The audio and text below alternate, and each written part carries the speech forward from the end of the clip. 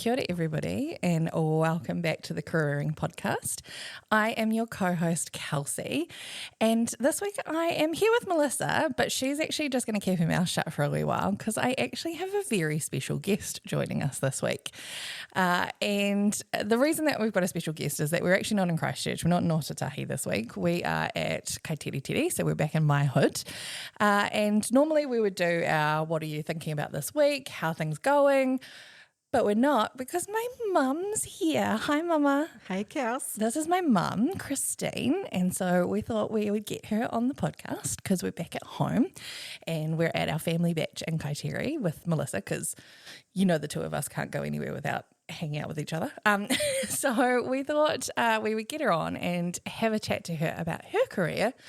And then Melissa wants to ask you questions about me, which I don't know who's more uncomfortable, my mum or me. So we're going to have a wee chat to my mama and then we're going to hand it over to Melissa and she's going to ask Chris some questions and tell you some stories about me, which I would like to remind you both that I edit this podcast and I will edit it out if I don't like it. It's all good. Thanks, Mum. So hi, Mum. How are you? I'm very well, Kelsie. I'm on a holiday. Yes, it is beautiful, except it has been raining today. So what we're going to do is I'm just going to ask you a few questions about your career. Obviously, I know a fair bit, but I would love you to share with the listeners because I think you've had a really amazing career and the way that you have managed to level up the way that you work is amazing. And I don't think I could have got to the place in my career if I hadn't seen you doing it as a woman and kicking ass and taking names. So for everyone listening, my mum is deeply ingrained in the fashion industry in New Zealand. And ever since I was 12 years old, I've been on buying trips. I know exactly how to order Rip Curl, Billabong, RPM. I think I got sent around the country at a young age to go and do ranges. I know all of the things just because you were like, yeah, fuck yeah, you go and do it. And you were good at it. And so I think, you know, you've had this incredible career, but I would love you to talk to us a bit more about where it all started because I love the way that your story started. So tell us about how you got your first job in the fashion clothing-ish drag trade. By default, really, because when I was 16, my mother said to me, I said to my mother, I want to leave school. Why did you want to leave school? I'd got to tertiary level and to sixth form. It's not called sixth form now, but yeah. And I was just bored. Yeah, fair. And she said, you're not leaving school until you get a job. So I walked up one side of Marawaika and down the other, and I had 3 jobs. And I got a job at the jewellery store, one at a clothing store, and one at a bank. In hindsight, I should have taken the one at the bank. but no, I took the one at the clothing store. So I was 16. I'm now 60, and so I'm still doing it. So the first job you got was at Miller's Drapery. Yeah. Yes, that's correct. And it was owned by Whitwell's Menswear, which probably everybody knows if they've been to Marawaika. Yep. And I worked for them started off as just doing the vacuuming, cleaning the bathroom, you know, those kind of jobs. What you do when you're 16. Yeah. And then the manager of Whitwell's, he bought the store and he called it The Image. So I worked for him for 15 years. Was that Dave? Dave Cordell. We love Dave. He was amazing. He's such a good boss. And even when I had my children. I know Dave. I got to hang out in the Image all the time. Yeah. When they went to school, he let me do 9 till 3, so school hours. So I really look up to him. I really appreciated everything I learnt from him. And then, of course, they got to an age where they didn't want the store anymore, so they sold it to H&J Smith's. So Out of Invercargill? Out of Invercargill. And I worked for them for 3 years. And then they shut all the stores in the top of the South Island. So they had Blenheim, Nelson, Stoke, Richmond, Marawaika. They shut the whole lot. And when that happened, were you just like, oh God, what am I going to do? Well, I was very lucky because Mr. Asif came to me a week before Christmas and he said, we've had the store for such a long time. We want to sell it. We want to sell it to someone local. So just for everyone listening, Assiv's and Whitwell's were like the two main clothing stores in Motueka. And so one was owned by the Whitwells and one was owned by the Assiv's. And Mr. Assiv had this massive big store that had been family store, been an institution. And he said to me a week before Christmas, we really want to sell to you. You've been in the trade for a while, but I'll give you a week to make up your mind. A week before Christmas. A week before Christmas. Oh my gosh, we were beside ourselves. And at that stage, we were planning on moving to Nelson because John's job was in Nelson. Yeah. And for some unforeseen reason, we made it happen. And that was 1993. 1993? 2003. I was 13.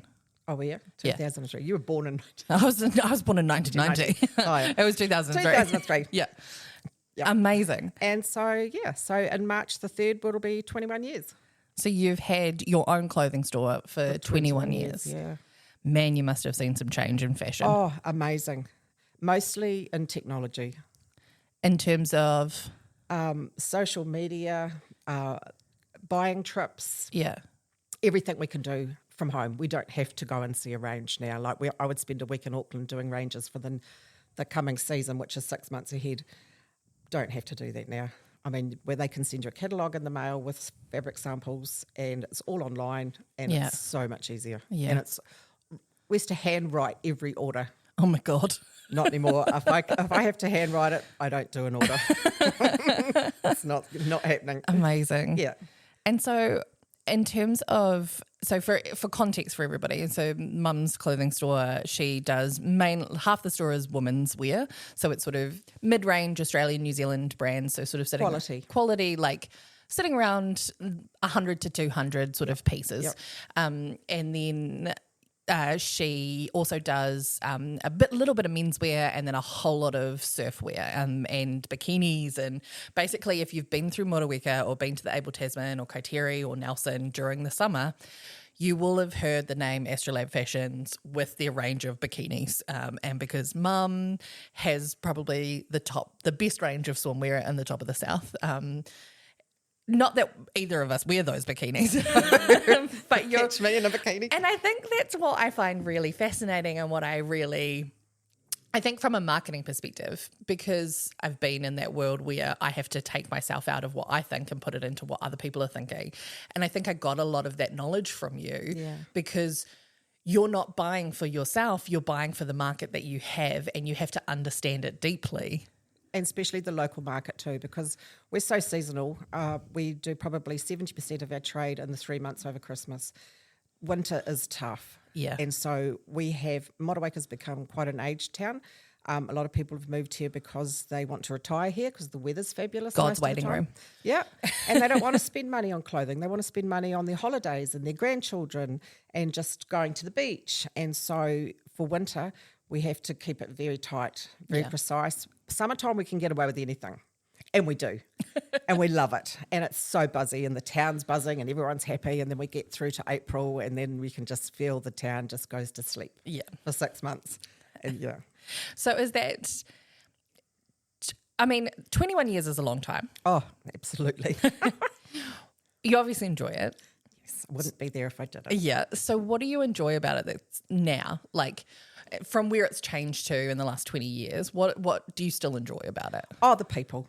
Yeah. Oh, absolutely. They're fabulous. 99% of the public are fabulous. Oh, yeah. There's always a 1% that is a dick, though. Yeah, and it only takes one to muck up your day, but you learn to let it go. Yeah. It used to bother me, and I'd try and make it right, but now it's like, okay, if that's your opinion, that's the way it is. Yeah. Yeah. I think I've toughened a little bit.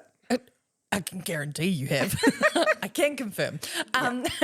But also you have to. I've seen some of the dickheads that you've had to deal with. Yeah. And also, it was great for me because I was 13 and suddenly I had a job in a clothing store and I didn't have to do anything to get it. And now she won't come home for holidays because I make her work. Look, me and cash registers and FBOS machines at the moment, I just don't work well with them. Yeah. I think the biggest thing is changing everything to electronic. That's been a real learning curve for me. Social media, that's not my thing. That's why I have someone else do it. Yeah. I just kind of think, how do we keep up all the time? Yeah. Everything's changing so fast. Especially with COVID, right? Like we had to get you absolutely. online within a couple of weeks. Oh, you did it in a couple of days. Yeah. And then in the last year or two, you've gone full point of sale system. Absolutely. Stock control, everything. Yeah. Which is great because you have But it's a lot of work. It's a lot of work. But I think going forward, you have to have that. Yeah. Like if I want to at some stage sell the business, no one's going to buy it if I'm not up with what's going on, you know, electronically. Yeah, fair. Yeah. So in terms of, so you've been in it for a while. I'm just going to say a while. You've been in it for a while. What do you think the biggest things are that you've learnt? Patience. Wow. That's one thing you did not teach me. Patience as in like patience with people? With people. Yeah. Yes. Yeah. And learning that the customer 99% of the time is right, but they're not always right. Fair. Not that you'd tell them that. Yeah. No. What about predicting trends and trends within fashion? You don't have to. Okay. Because when you go and see a range, like I'm about to start buying for next summer. So on Monday, I'm off to Nelson and I'm going to see a range. And you can only buy what they show you. Right. Do you know? Yeah. You've got probably 200 garments there. And the reps are fabulous. Yeah. They'll go, this is going really well, or this garment might be in 6 colours. Buy these 2.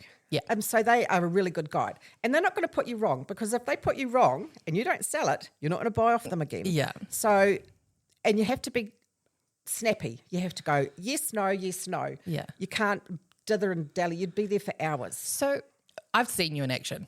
And you're amazing. Muck around. No, you don't muck around. But the difference, I think what I am fascinated in is you can look at a range. So 200 pieces is a lot. It is a lot. And I know that when I've been to other ranges and we've had other people in the room, yes, you're like, yes, no, yes, no, yes, no, yes, no. And they're like, oh, but what about this? And I want to touch this. And we can be there for hours because they are taking forever. Or they want to try it on. Yeah. And so how do you get to a point where you go, right, I know I need 26 pairs of that kind of pant and I want this, and I know, like, your knowledge of the stock levels that you need is deeply. I have a good database on my computer of what I bought from the season before. Right. And because we're coming out of summer and now we're buying for next summer, you know what's sold, you know what hasn't sold, so it's a good guide. Yeah. Going forward. Yeah. It's not too hard. Oh, yeah. Yeah. I also and think I'm not 100% right all the time, you know? And I mean, someone sitting next to me go, you really should buy that. And if I don't like it, I'm not buying it. I mean, at the end of the day, I've got to pay the bills. Yeah. I've got to sell it. And so I make the decision. Yeah. But I do listen to what other people have got to say. Oh, I know, because I've gone, you're going to sell that, buy it, and you've gone, I'll listen to you, but if I don't sell it, you're not choosing again. And we typically sell them. Yeah. I'm fascinated in understanding. So COVID was obviously a big deal. COVID was good for business. Yeah. To be fair. How's the industry bounced back though? Because obviously there was stock delays. There's been a lot of issues. independent stores that have closed. Yeah. I think online shopping really has hit us hard independently. But it really was good for business because nobody was buying overseas trips and they were still getting paid and they were still working. So, and it was a bit scary when we had, what did we have, 6 weeks 6 off? weeks, yeah. And the first day back at work, there wasn't a soul in the store for the first hour. And I thought, oh no. Oh, yeah. What are we going to do? Yeah. And then it hit the fan. It was huge. It was like, and women were just like, I have that and I'll have that. And they were putting piles on the counter. And in the end I had to, because did the day on my own, I had to ring John and say, please come and help me. I can't do this. And it was like Boxing Day, like Boxing Day. So it was huge. And people were fabulous during COVID. They put money in my bank account for credits that they would come and use once we opened.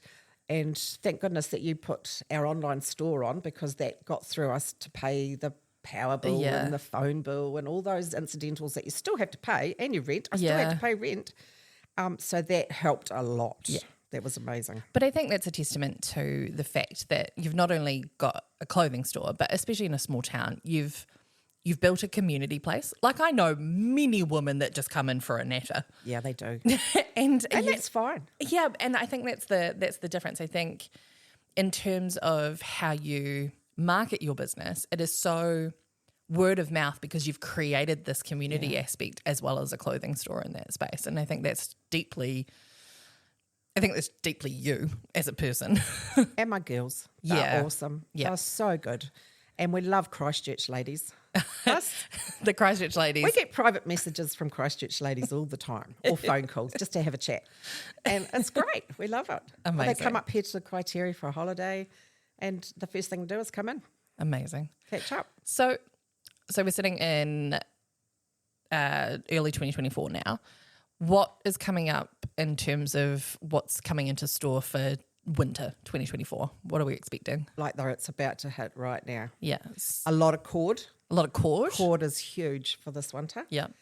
Lots of bright colours. So like bright oranges, bright Yes. pinks. Yep, lovely. Yeah. Yeah, Okay. we like bright winters. Yeah. I'm a bright girl. I don't like the naturals and the the monotones. You like to be in the face. Oh yes, Amazing. Well, thank you very much. that's okay. I am now going to hand it over to Melissa. I'm very nervous. That's why there was a pause. I'm very nervous about what you two are going to talk about. But I'm going to hand it over to Melissa, and she is going to ask you a few more questions, but I promise she'll be nice. Right, Melissa? Hi, Chris. Hello, Melissa. Thanks for joining us on the Careering I'm Podcast. so pleased you come and stay with us Oh, thank you for adopting me into your family. anytime. I did laugh actually. I thought the first time I think I inserted myself into the Ingalls fam was the Adele concert. Oh, that's right. It was too. which was That was fabulous. awesome. And you haven't been able to shake me off since, so We don't mind. I appreciate it. So I wanted to ask you a couple of questions about maybe some of your values around work and career and how that's shown up for Kels, but also any little secret funny stories that you want to share with the pod about Kels will always be greatly received. So the first question I had was around little Kelsie. So when she was like, How little? how little? You decide, under 10 I'm thinking. Oh gosh. So did you have any personality characteristics that you were like, that show up in her now that you're like, this girl is going to have an impact on the world around her? She was bossy. Oh my gosh. But she always told me, I'm not bossy. I'm just very good at getting people to do things. Okay, that is absolutely, that has not changed. No, it hasn't. And she was. She was very good at getting people to do things, but in a nice way that they didn't realise they were doing these things. What a good skill to have. Oh, absolutely. Do you have any examples? Like I'm thinking of like a sort of an under 10 as a kid, like is she, Not under 10. That's going back a bit. okay, what have you got? Is there a story or a situation that comes to mind where you can entertain us with how she's She was always influenced good others? at organising. Like if she wanted to have a party at home, she would organise the whole thing. I didn't have to do a thing. She would organise food. She would organise the people to come round. She'd clean up. She'd make sure that they had somewhere to stay or they were getting home safely. Our house was always a hangout house within the netball team and the rugby team at high school. And when they left home, it was like, oh, I've had my throat cut. Where have all these kids gone? It's like, oh, it's so quiet. And then we sold the house. I couldn't stand it. Oh, was that the Jocelyn Ave house? Yeah. Yeah, that was a good Yeah, house. it was. It was a great hangout house. And the Yeah. kids were more than welcome anytime. They were very good. Oh, that's so cool because those skills around caring for others, organising, getting shit done, making sure people are safe, Yeah. influencing through others to get things done. Yeah, she rather was than really bossy. good at that. But right from the start. I always called it bossy, but it wasn't. She just had a knack of asking nicely and people would go, yeah, sure, Kelsie, I'll do that. That's so She's great. good. Yeah. That's so cool. Yeah. In terms of reflecting on qualities that you have, were there things that you, as her mum, when it comes to your work ethic or career, you wanted to pass on to her? Absolutely, just keep going. Keep doing it. If you fail, just keep going. Yeah. Try it a different way, do something else. And she did. She just never gave up. Oh, except for when we decided that we'd teach her how to drive. Oh, God. This is the only time that I think she's ever given up on anything. And I had a little car and it was a manual course. So we thought we'd teach her in manual because that's a good thing and then she could drive automatic. Well, she drove it up the driveway, but she got so close to the fence that she couldn't get out. And she got out of the passenger, she climbed through the car, got out the passenger side, and she went, I am never driving that car again. And that was it. She never did. So we had to get her an automatic. And that's about the only thing she's ever given up on. And all I could do was laugh. So how did you get the car back out? I had to climb through the car and get into the driver's seat and back it out. And that's about the only time she's ever really given up. So she threw the toys Out, and she actually screamed, I am never driving that car. She got out. What kind of car was it? Oh, it was only a little Echo, my little shop car. Oh, how cute. Yeah, it was. So teenage Kelsie with her big emo fringe threw a tanty because she was couldn't not drive having the a bar manual of it. car. Nope. That's so good. Yep. What about in terms of any career challenges or work challenges? Because obviously you guys are really close. You talk often. Yep. And is there any sort of career challenges you've seen her navigate that? Oh, everything. I said to her she should write a book. Yeah. I said since she left home, when I took her up to Wellington, when she got her first job at Pix Peanut Butter, and that was amazing. And she was only there as an intern and ended up getting a job in Wellington. So we went up there. First thing happened was we had a car accident. The taxi driver hit a car in front of us, and then he dropped us off, and he left our bags in the boot and he drove away. And we had to find him and get our bags back. And that was her introduction to Wellington. I mean, it should have been a sign, Kelsie. And that was just the start. And it just went from one thing to another. And then she was only there for a short time and they had loads of earthquakes. Oh my God. Yeah. And I went up and stayed with her and she made me go to bed with my shoes on in case there was an earthquake. And I had to mind you, we were on the 5th floor and it was pretty rough. Yeah. And I said to her, you're not staying here. There is no way.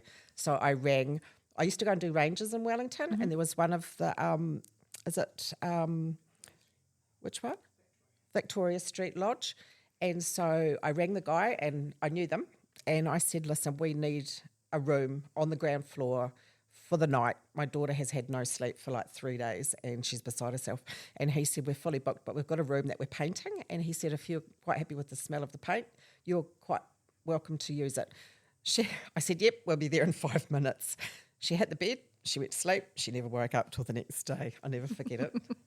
That was pretty traumatic, actually. And then she came home and I said to John, if we don't get this kid back to Wellington, she's never going to go back. And we got her back and look at her now. Now she's living in Christchurch. And how long were in Wellington? 10 years? Yeah. And then she chose a city with a history of significant. Yeah. So look, I mean, she doesn't give up. She just keeps giving that extra 100%. Is that obviously you're on your side of the family, you, your mum and your sister are really close. Is there some qualities within the Hunt women that you think Kelsie's inherited? I think probably from my mum. She's pretty stubborn and she's tells you exactly what she thinks. And Kelsie does too.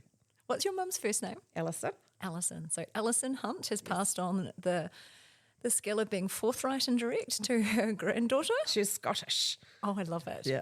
What about on John's side of the family? So Nana Ann was a big influence on Kelsie. Probably Kelsie was her biggest fan. Yes. Mind you, first granddaughter. Yes. And if anything, Kelsie needed to have a chat, she'd go and see Nana Ann. Oh.